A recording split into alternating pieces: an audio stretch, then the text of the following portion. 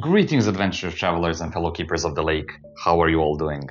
Welcome. For today, I wanted to talk about something special. This is a campaign that I've been thinking about for so long, and it's finally rolling. We have played 4 sessions in this campaign, and to give you some context, it is called the Code of Krampus. I've mentioned it here and there. The setting is the alternate history of our country, just for the sake of localization and everything. Let's say not that far future, so everything in terms of technology that you would think exists in like 30 years from now would pretty much exist. For example, people don't use smartphones anymore, they have what they call microphones. Yeah, that's a play on words, because you have like a small thing in your ear and one contact lens, and you have like this AR experience. I didn't want to go that deep into the world building and what technologies exist, because that's something I wanted the players to do. The inspiration for this campaign is Clive Barker. As always, I really like Clive Barker. Big influences from Cult. I think most of the lore and mythology and magic of the world is based around Cult.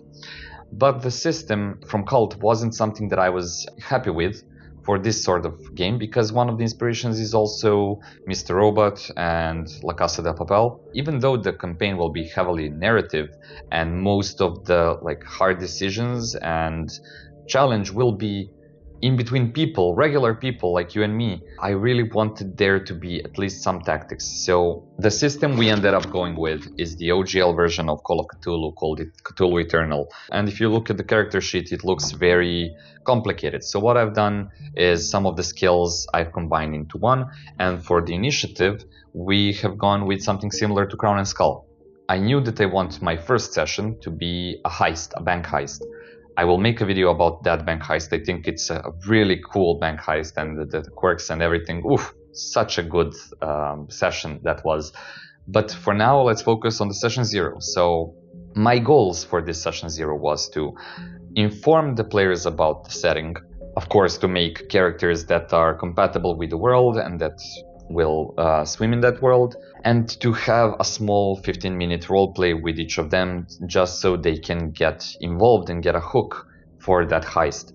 And just to mention, all the players had their character concepts before coming, like a vague idea of what type of character they want to play.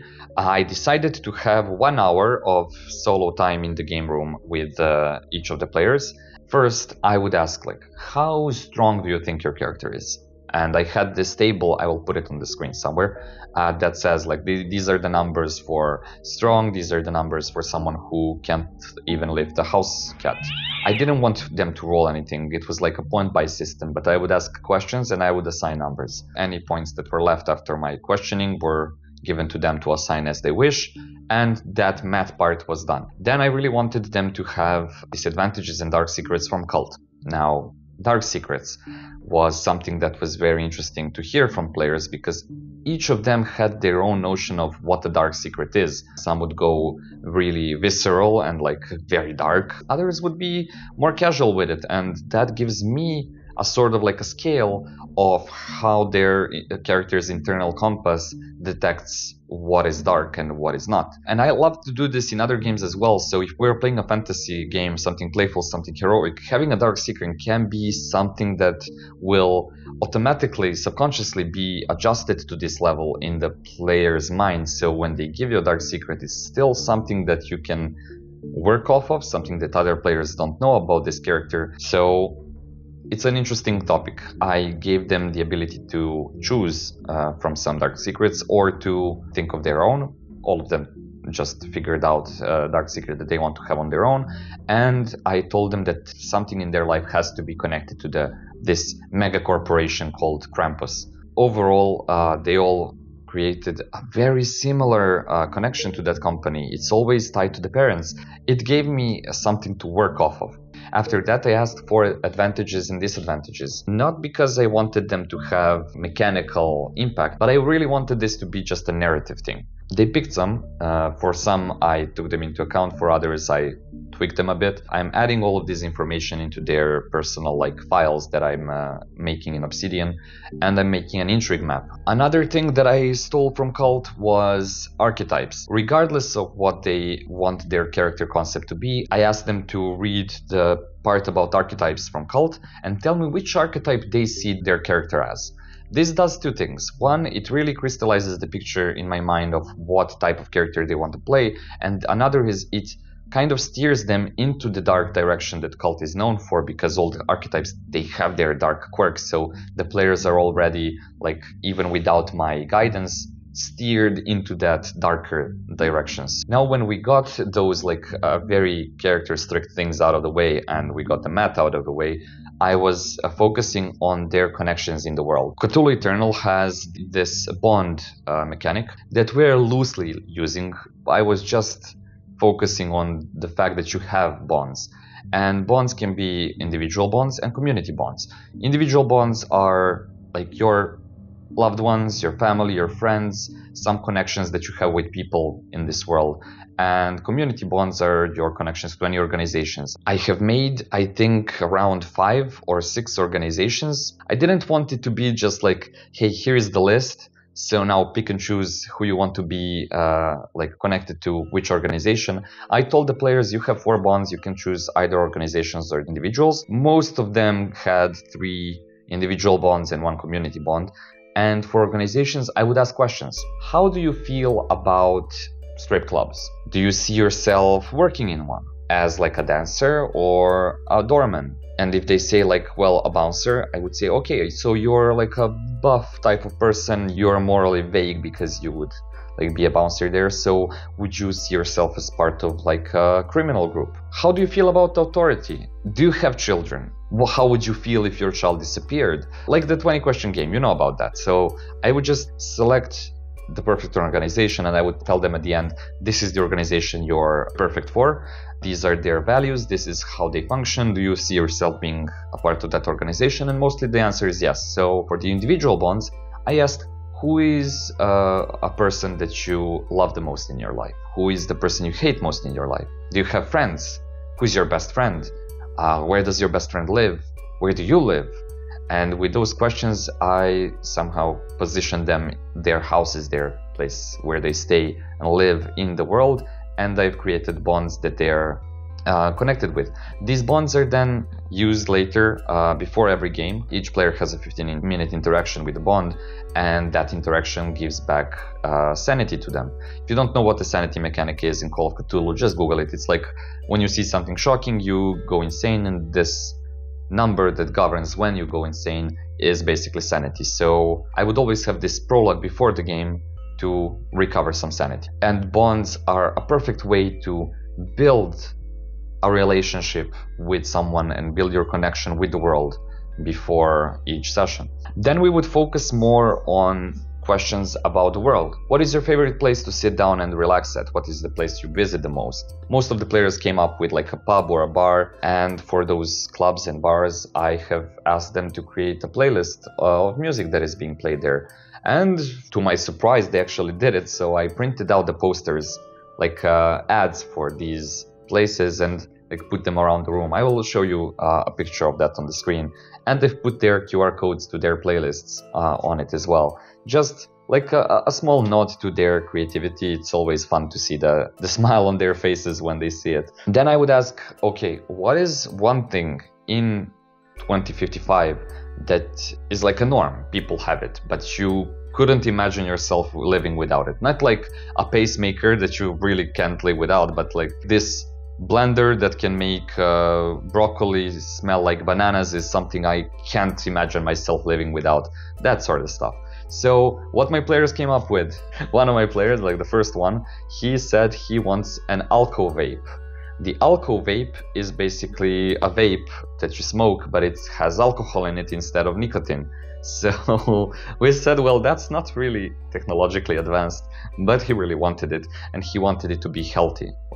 There is this internal joke that we have, that healthy cigarettes and silent fireworks are the two things that divide humanity from greatness. So this is his way of saying healthy cigarettes Vape. One of the players said, I want a small object that is like a 3D scanner and a printer. So you would scan something and you can 3D print that on the spot. It's very like compact, you can put it in your pocket. Reason for that was because they wanted to be able to basically create a key for any lock. Now I said, okay, but you should know that these devices are usually connected to like a server that has a blacklist of things that you can't print and you can't scan.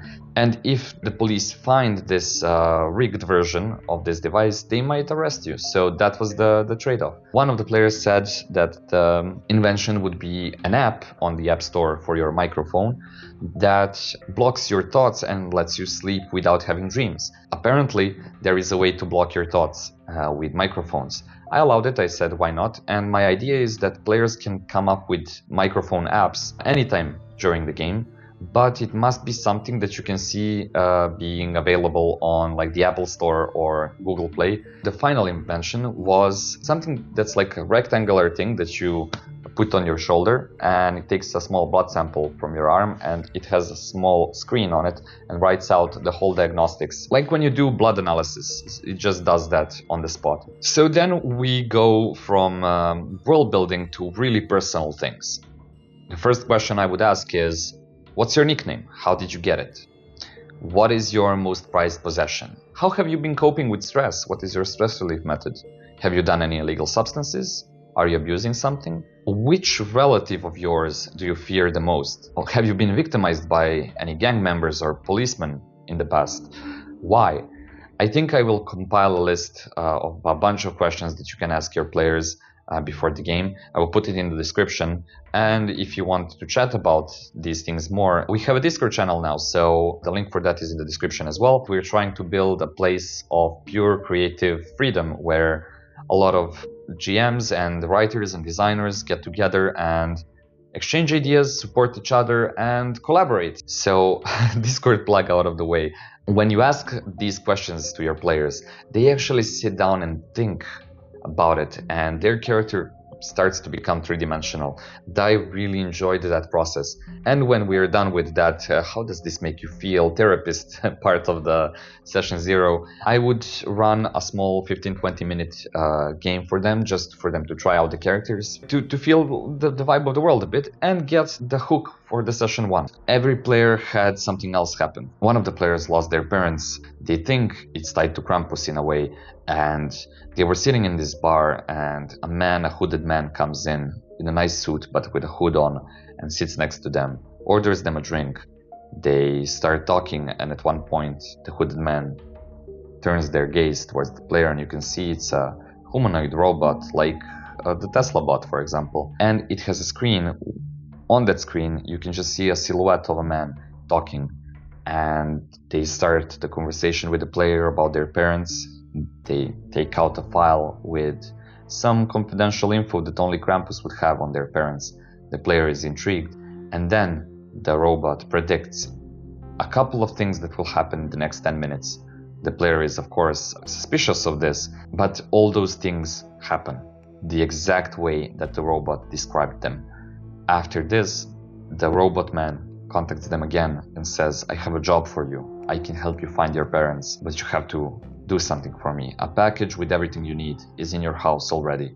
Go there, read about it, and meet with your team in a couple of days. And I managed to do all of this in 1 hour. And to my surprise, the players weren't bored. They were actually really hyped with their characters. They couldn't wait to play them. So the next time we met, we went straight to the bank heist, and it all made sense. So why I wanted to share this is because even if you're playing a fantasy game, some parts of this can still be used. I think if you're planning on having a deeper game narratively, in my opinion, there's nothing better than actually involving your players right away. Like, let them answer the questions, let them think of the places. You can leave so many gaps for them to fill, and they will feel like they know the world already. Now when you start playing and you have a character from this part of town and a player from this part of town, when they actually meet, even though they haven't written a comprehensive backstory, they will still know things about their own neighborhoods. They will know things about the world that maybe the other one doesn't. And it's fascinating to see how the shackles of waiting for the DM to provide all the lore are broken then, how they will continue doing this through the game as well. And I'm really a proponent for this. And just to get this out of the way, I have made a deal with some fake goblins that I have to say this in every video. So it says, if you want to see that video about heists and stuff, consider subscribing so you don't miss it. Yes, that's it. I knew that I'm gonna forget something. I hate it as well, but I have to say it, otherwise my soul will be gone and Cenobites are gonna torture me for the rest of my life. So yeah, I really hope you enjoyed this one, and I really hope I will be seeing you in the next video. But until then, as always, I bid you Farewell.